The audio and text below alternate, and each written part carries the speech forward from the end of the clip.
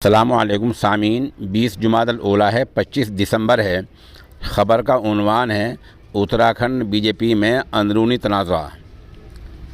वज़ीर के इस्तीफ़े के बाद एक मेंबर असम्बली के भी इस्तीफ़े का मामला सामने आया है। ख़बर थोड़ी तफसील से सुन लें। उत्तराखंड में जैसे जैसे असम्बली का चुनाव नज़दीक आता जा रहा है, वैसे वैसे वहाँ हुक्मरान जमात बीजेपी में अंदरूनी तनाज़ा, अंदरूनी झगड़ा खुलकर सामने आ रहा है।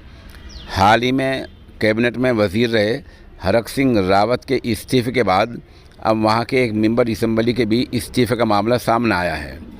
कांग्रेस पार्टी के उत्तराखंड इकाई के ट्विटर हैंडल से तंज़ करते हुए लिखा गया है, डूबता जहाज़ भागते लोग।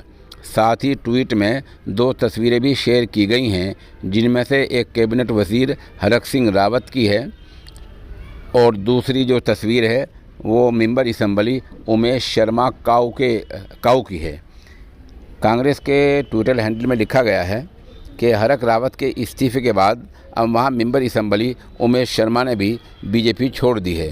बता दें कि मेंबर असम्बली उमेश शर्मा देहरादून ज़िले के रायपुर सीट से उत्तराखंड असम्बली में बीजेपी के रुकन हैं।